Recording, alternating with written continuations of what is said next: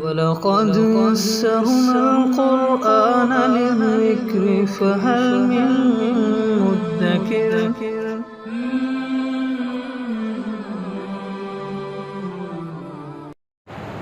سورہ حاقہ آیت نمبر 13۔ اعوذ باللہ من الشیطان الرجیم، بسم اللہ الرحمن الرحیم۔ فَإِذَا نُفِخَ فِي الصُّورِ نَفْخَةٌ وَاحِدَةٌ وَحُمِلَتِ الْأَرْضُ وَالْجِبَالُ فَدُكَّتَا دَكَّةً وَاحِدَةً۔ فَإِذَا نُفِخَ فِي الصُّورِ، پھر جب صور میں نفخۃ واحدہ ایک ہی مرتبہ پھونک ماری جائے گی۔ صور حضرت عبداللہ ابن عمر رضی اللہ عنہما کی روایت ہے کہ ایک سینگ نما چیز ہے جو ایک فرشتے کے ہاتھ میں ہے، اور جب اللہ تعالیٰ کا حکم ہوگا تو وہ اس کے اندر پھونک مارے گا، اسے آواز نکلے گی، اور یہ جو پھونک مارنا ہے اس کو کہتے ہیں نفخہ۔ تو یہ جو نفخہ ہوگا یہ 2 مرتبہ ہوگا۔ ایک نفخے کو کہتے ہیں، پہلے نفخے کو نفخہ صعق، اور دوسرے نفخے کو کہتے ہیں نفخہ بعث۔ نفخہ صعق جس کا تذکرہ فصعق من فی السماوات ومن فی الارض اس آیت مبارکہ میں ہے کہ جو آسمانوں میں ہے، زمین میں ہے، یعنی انس و جن اور تمام حیوانات، وہ نفخہ اولا کے وقت بے ہوش ہو جائیں گے، اور اسی بے ہوشی کے عالم میں وہ مر جائیں گے۔ اور جب نفخہ ثانیہ ہوگا، ثم نفخ فیہ اخری فاذا ھم قیام ینظرون، پھر دوسری مرتبہ جب سور پھونکا جائے گا تو سب زندہ ہو کر دیکھنے لگ جائیں گے۔ اسی کو کہتے ہیں نفخہ بعث، دوبارہ جی اٹھنے والا نفخہ۔ تو فرمایا کہ جب سور میں یک بارگی پھونک ماری جائے گی، سور پھونک دیا جائے گا، وحملت الارض والجبال، اور زمین اور پہاڑوں کو اٹھایا جائے گا، فدکتا دکۃ واحدہ، اور پھر ان کو ایک ہی چوٹ میں ریزہ ریزہ کر دیا جائے گا۔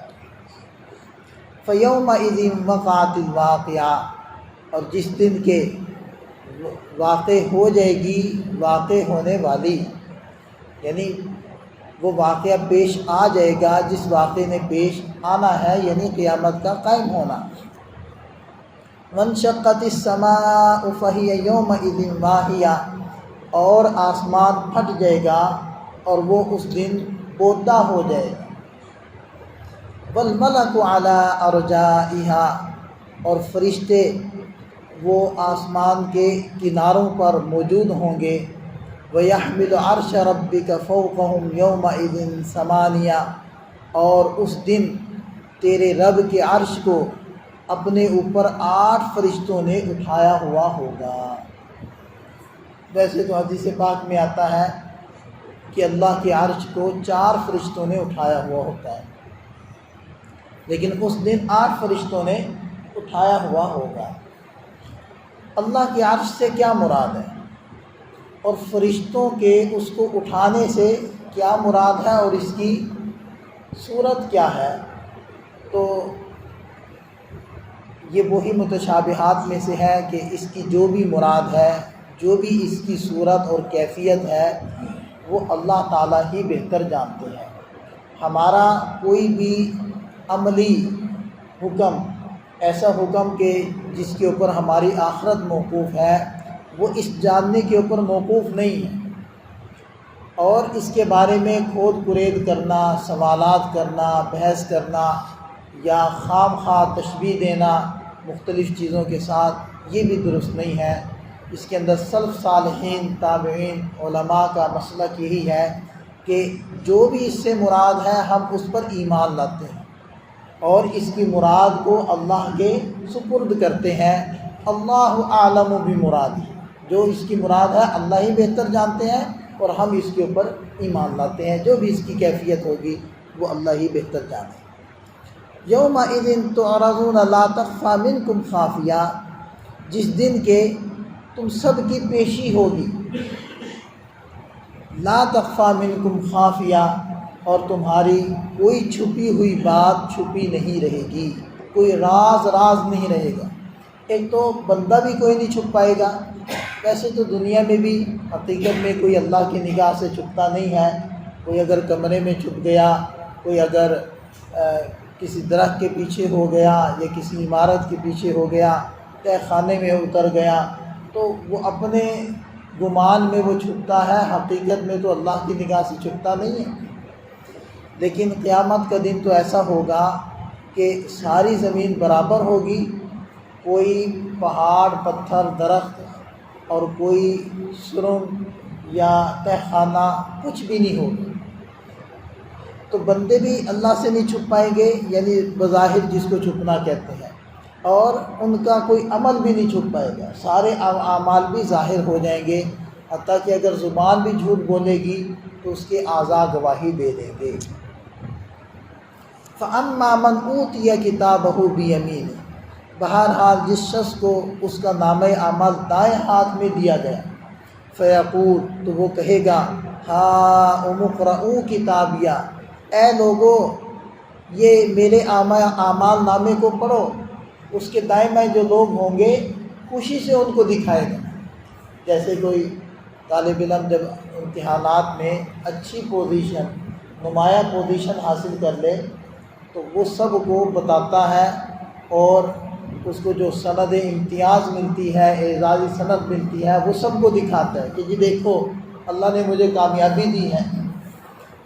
تو بالکل یہی کیفیت ہوگی کہ وہ جنتی بھی، وہ اللہ کا بندہ بھی لوگوں کو دکھائے گا، لوگوں کو بتائے گا، خوش ہو کر دکھا رہا ہوگا، اور وہ کہے گا انی ظننت انی ملاق حسابیہ، مجھے گمان تھا کہ مجھے اپنے نامہ اعمال کا سامنا کرنا ہے، اپنے حساب کتاب کا سامنا کرنا ہے۔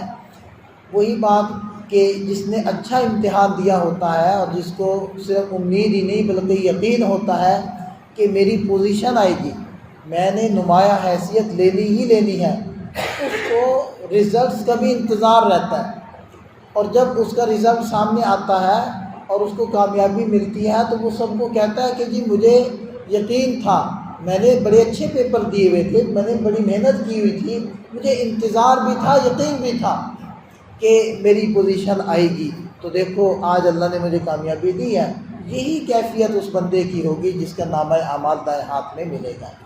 وہ کہے گا کہ جی میں نے دنیا میں مشقتیں اٹھائی تھی، دنیا میں تکلیفیں جھیلی تھیں، دنیا میں منمانیاں چھوڑی تھیں، مجھے پتہ تھا کہ میرا حساب کتاب وہ اچھا ہوگا اور اللہ مجھے کامیابی دے گا۔ اور یقیناً ہمیں بھی یہ یقین رکھنا چاہیے کہ ہم جو تکالیف اٹھا رہے ہیں، دنیا میں مشقت اٹھا رہے ہیں، دیکھیں مسجد میں آئے بیٹھے ہیں، فجر کی نماز گرمیوں میں پڑھنا چھوٹا سا مجاہدہ نہیں ہے، بڑا سارا مجاہدہ۔ وَإِنَّهَا لَكَبِيرَةٌ إِلَّا عَلَى الْخَاشِعِينَ، یہ نماز بڑی بھاری ہے، البتہ جن لوگوں کے اندر خشوع ہے، جن کے دلوں کے اندر اللہ کا ڈر ہے، ان پر ہلکی ہے، وہ پڑھ لیتے ہیں، ورنہ بڑی بھاری چیز۔ تو اتنے بھاری عمل کو ہم لوگ کر رہے ہیں تو یقیناً اللہ سے اجر و ثواب لینے کی امید پر ہی کر رہے ہیں، اور یہ ہونا چاہیے انسان کے دل میں۔ تو فرمایا کہ فَهُوَ فِي عِيشَةٍ رَاضِيَةٍ، وہ من مانی زندگی میں ہوگا۔ اب اس کی جو زندگی شروع ہوگی جنت کی، وہ اس کی من چاہی ہوگی، اور فی جنت عالیہ، بلند جنت کے اندر ہوگا، قطوفها دانیہ، جس کے خوشے اور میوے جھکے ہوئے ہوں گے، یعنی اس کو پھل توڑنے کے لیے درخت پہ نہیں چڑھنا پڑے گا، درخت کی شاخوں کو پکڑ کے ہلانا نہیں پڑے گا، ایسے قریب جائے گا تو وہ خود بخود میوے، وہ پھل اس کے قریب آ گئے اور وہ آسانی سے ان کو لے پائے گا۔ کلوا واشربوا، اللہ کی طرف سے حکم ہوگا، کھاؤ پیو ہنیئا، مزے سے، بما اسلفتم فی الایام الخالیہ، یہ بدلہ ہے تمہارے ان اعمال کا جو تم نے گزرے ہوئے دنوں کے اندر کیے ہیں۔ اللہ تعالی ہمیں بھی نامہ اعمال دائیں ہاتھ میں نصیب فرمائے، ان خوش نصیب اور کامیاب لوگوں میں ہمارا بھی اللہ تعالی شمار فرمائے۔ اللہم اجعلنا منہم. دیکھیں حدیث پاک میں جو آتا ہے نا کہ نبی پاک صلی اللہ علیہ وسلم بعد جنت والی آیات جب پڑھتے تو اس وقت دعا کرتے، تو جہنم والی آیات پڑھتے تو اس وقت اللہ تعالیٰ سے جہنم سے پناہ مانگتے.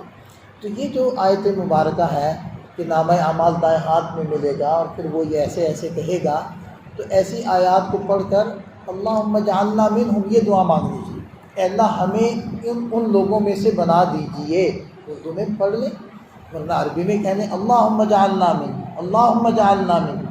اور جب جہنم کی آیات پڑھیں تو آدمی اس وقت یہ کہے اللہم لا تجعلنا منہم، اے اللہ ہمیں ان میں سے نہ بنائے. یہ دعائیں مانگنی چاہیے.